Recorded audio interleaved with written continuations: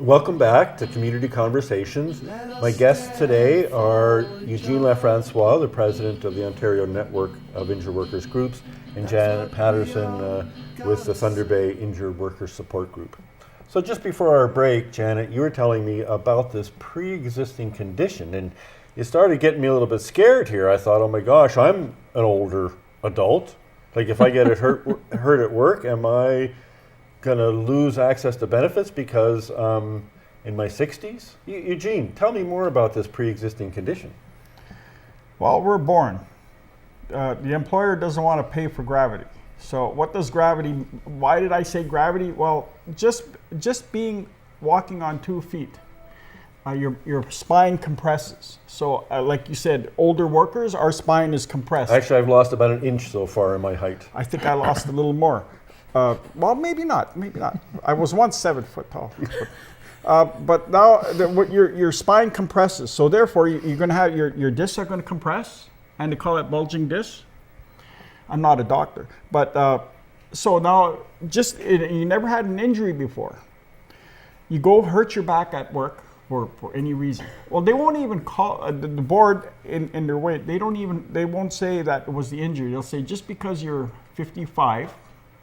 And you had a small little insignificant injury, chances are you being denied your claim will be good, because that is a pre-existing condition.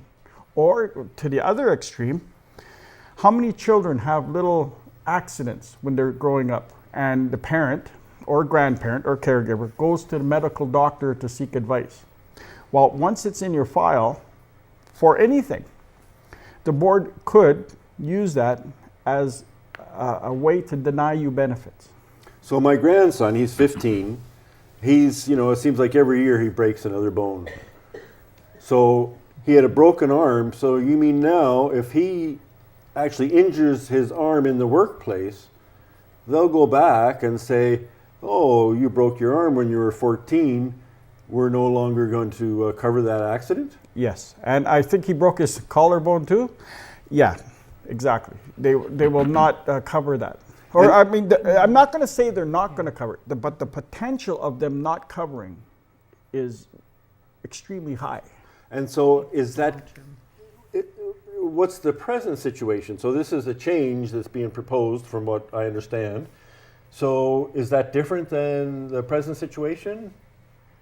Currently, if you have a pre-existing condition, it's factored into it. If as long you were able to do your job, then that's all that mattered. So if you were carrying either something that you were born with, or you've maybe hurt yourself before, you were able to do your job, and that's all that they looked at. But now with the pre-existing conditions, if you do land up with, and it's not so much the short-term injuries again, it is the ones that land up with the long-term. We look at out of impairments, if you say 100,000 people, 100,000 workers, 17,000 of them will land up with permanent impairments.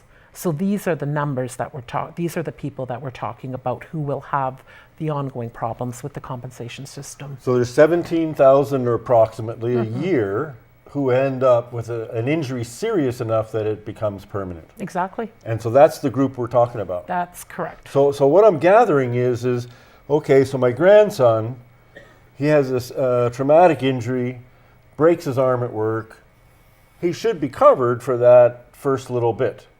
But it's the long term that if he has complications down the road, that's where the system is changing and he may not be able to get benefits for that. Am I getting that right? Yes, you are.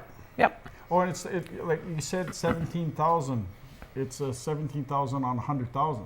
Yes. So if you put the working population of Ontario is about 3 million working population, maybe a little more.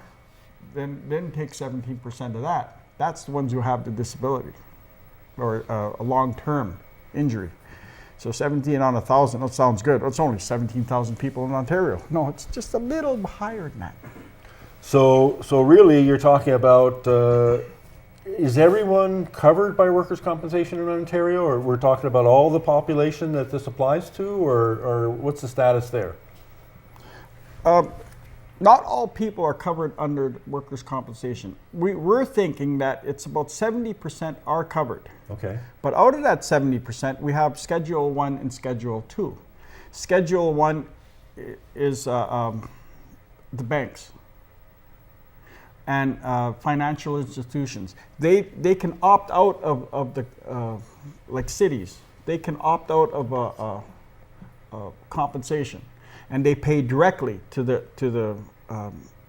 injured, and then they pay an administrative fee to the WSIB. So that's Schedule 2 that has the cities and... Yeah, Schedule 2 has all that, and then Schedule 1 is where they pay into this, supposedly pay into this great big giant fund, and everybody pulls out of this fund. But it seems that they want only, they don't want to share that fund. They just want to keep it all for themselves. But we're not all covered. And if you think you're covered, think again, because it is very important that you know when you go into the workplace. I'm talking about the young people. They're the ones who are going to get injured. Statistics say they're going to get injured more because they want to do more. They want to be seen as tough in the workplace, so they'll work injured, and then it'll just snowball to be a bigger injury than what it was if they got initial medical attention. But Schedule 1 and 2 are different. You fight like crazy on one schedule, and you just don't even have to worry about health and safety in the other schedule. So where does the worker go? He's caught in between. So what I'm hearing is then the young workers, our kids, our grandchildren, are at higher risk of injury as they just enter the workforce. Is that correct? Yes, that is absolutely correct.